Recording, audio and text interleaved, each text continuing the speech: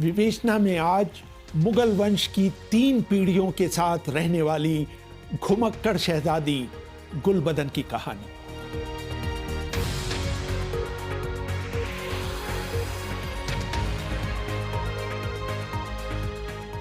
अभिवादन स्वीकार करिए रेहान फजल का।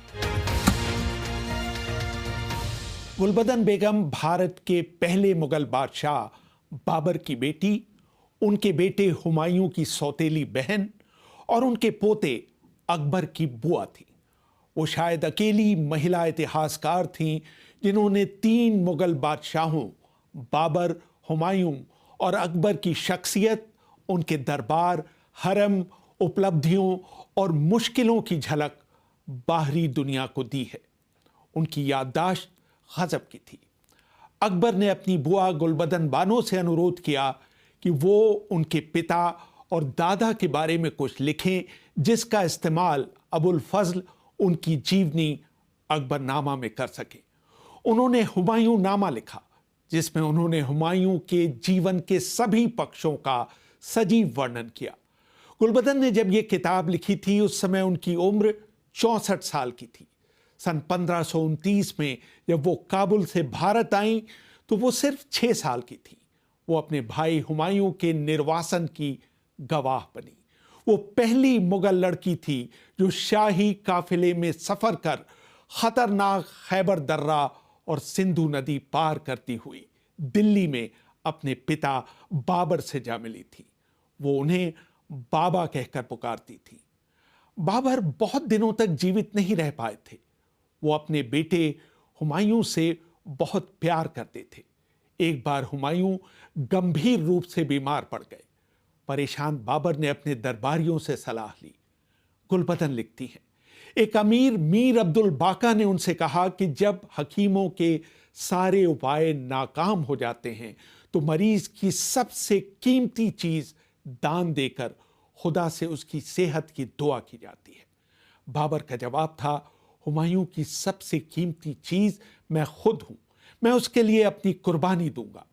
इसके बाद बाबर ने हुमायूं की पलंग का 3 बार चक्कर लगाया और खुदा से दुआ मांगी, अगर जान का बदला जान हो सकता है तो मेरी जिंदगी हुमायूं को लग जाए।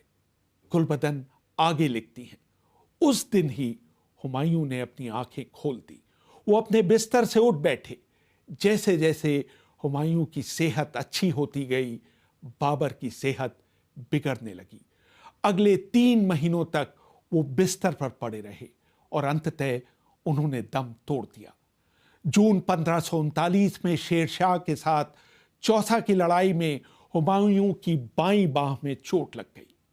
उनके एक सैनिक ने उनके घोड़े की लगाम पकड़ ली और उन्हें गंगा नदी की तरफ ले गया।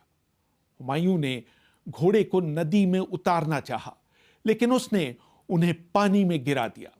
उस समय एक भिश्ती अपनी चमड़े की मुश्क के साथ नदी पार कर रहा था। वो तुरंत बादशाह के पास पहुंचा और उसने उन्हें सुरक्षित नदी पार कराई। गुलबदन लिखती हैं, इस एहसान का बदला चुकाने के लिए बादशाह ने उस भिश्ती को 2 दिनों के लिए अपने सिंहासन पर बैठा दिया। उनके भाई कामरान ने हुमायूं को पत्र लिखकर उनके इस फैसले के प्रति अपना विरोध जताया। उन्होंने लिखा, इस वक्त जब शेरशाह आपके पीछे पड़ा हुआ है, ऐसा करने की क्या जरूरत थी? लेकिन हुमायूं ने उनकी एक न सुनी और भिश्ती को गद्दी पर बैठा कर ही छोड़ा। अबुल फजल अकबरनामा में लिखते हैं, जब शेरशाह ने हुमायूं का पीछा किया तो हुमायूं के छोटे भाई कामरान ने उसे संदेश भेजा कि वो उसे पंजाब का गवर्नर बना दे। शेरशाह ने रणनीति के तहत उस पेशकश को स्वीकार कर लिया, लेकिन गुलबदन का विवरण इससे भिन्न है। वो लिखती हैं, कामरान नहीं बल्कि खुद हुमायूं ने शेरशाह को पत्र लिखकर अपने लिए लाहौर मांगा था। उन्होंने लिखा था कि मैंने तुम्हारे लिए पूरा हिंदुस्तान छोड़ दिया है, लेकिन शेरशाह पर इसका कोई असर नहीं हुआ था। उनका जवाब था, मैंने तुम्हारे लिए काबुल छोड़ा है, तुम वहां जा सकते हो। इस दौरान हुमायूं ने हमीदा बेगम से शादी की और 1542 में अकबर का जन्म हुआ। हुमायूं से हमीदा की शादी का भी बहुत दिलचस्प वर्णन गुलबदन ने किया है। वो लिखती हैं, उस जमाने में बादशाह या राजकुमार की तरफ से आए पैगाम को इनकार नहीं किया जाता था, लेकिन 14 वर्षीय हमीदा ने हुमायूं के शादी के पैगाम को ठुकरा दिया। शादी के प्रस्ताव को कई दिनों और हफ्तों तक उसने स्वीकार नहीं किया। आखिर में हालांकि वो इस रिश्ते के लिए मान गई, हमीदा ने मुझे खुद मजे ले लेकर बताया कि किस तरह उन्होंने 40 दिनों तक हुमायूं को हाँ नहीं की थी। जब ये तीनों कंधार पहुंचे तो हुमायूं के भाई अस्करी ने उन्हें वहां घुसने नहीं दिया। वहां से अपने 42 समर्थकों और अपनी पत्नी हमीदा के साथ हुमायूं आगे बढ़ गए। अकबर को उन्होंने 2 दाइयों और कुछ विश्वस्त सैनिकों की देखरेख में छोड़ दिया। आखिरकार हुमायूं ने लंबे संघर्ष के बाद ईरान के शाह की मदद से काबुल पहुंचने में सफलता हासिल की। उनके भाई कामरान को गिरफ्तार कर लिया गया। इस बात पर बहस हो रही थी कि उनके साथ क्या सलूक किया जाए। गुलबदन लिखती हैं, हुमायूं अपने दरबारियों से अपने छोटे भाई कामरान के बारे में बात कर रहे थे। दरबारियों ने एक स्वर में उनसे कहा, अगर कोई सम्राट या बादशाह बन जाता है तो वो भाई नहीं रहता। अगर आप अपने भाई के प्रति दरियादिली दिखाना ही चाहते हैं तो आप अपनी गद्दी का त्याग कर दीजिए।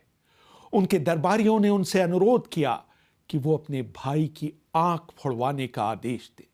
उन पर लगे आरोप गंभीर है।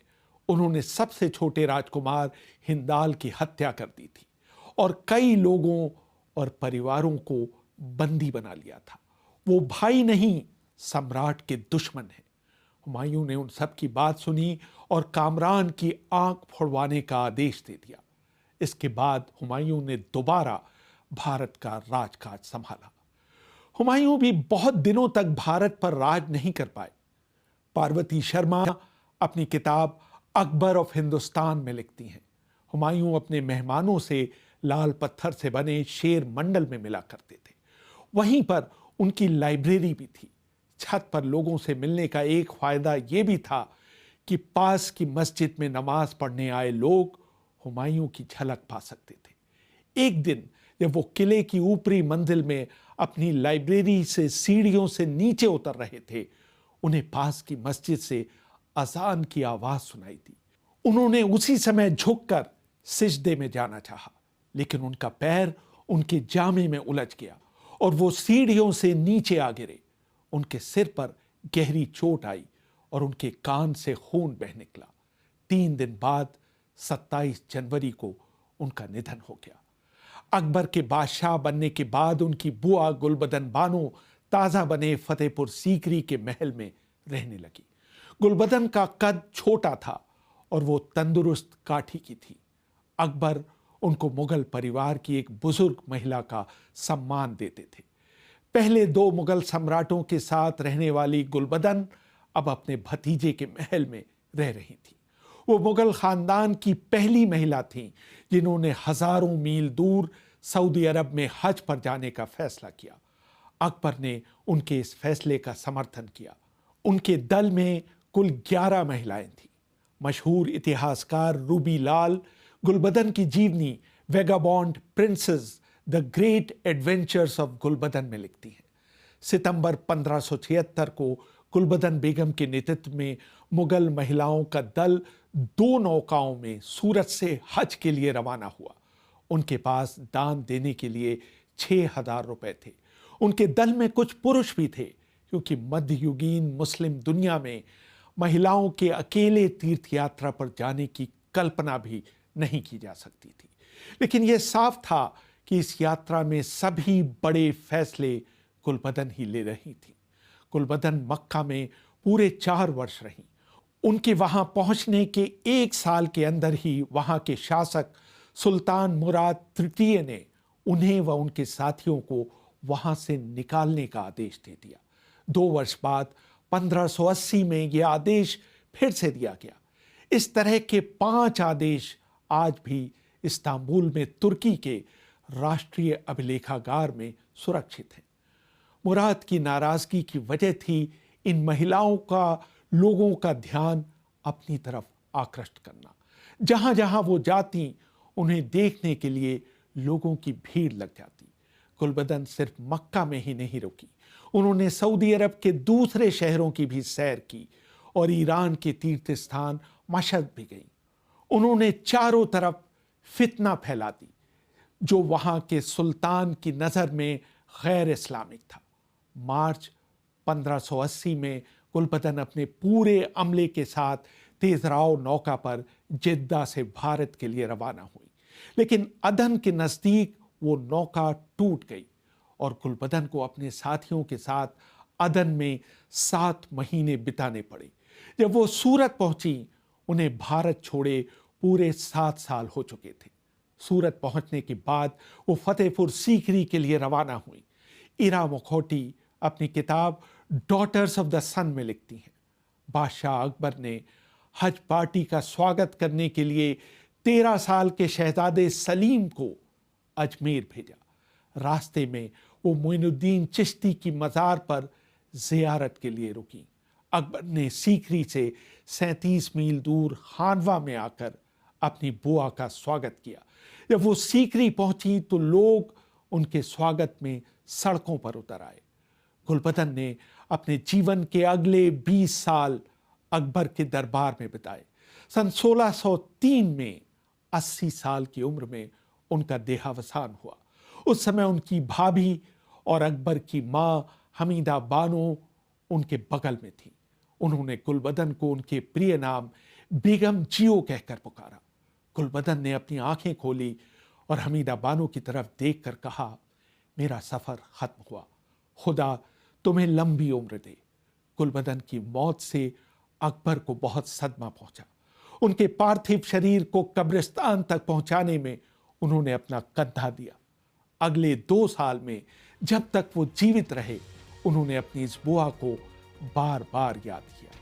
हमीदा बानो भी बहुत दिनों तक जीवित नहीं रही।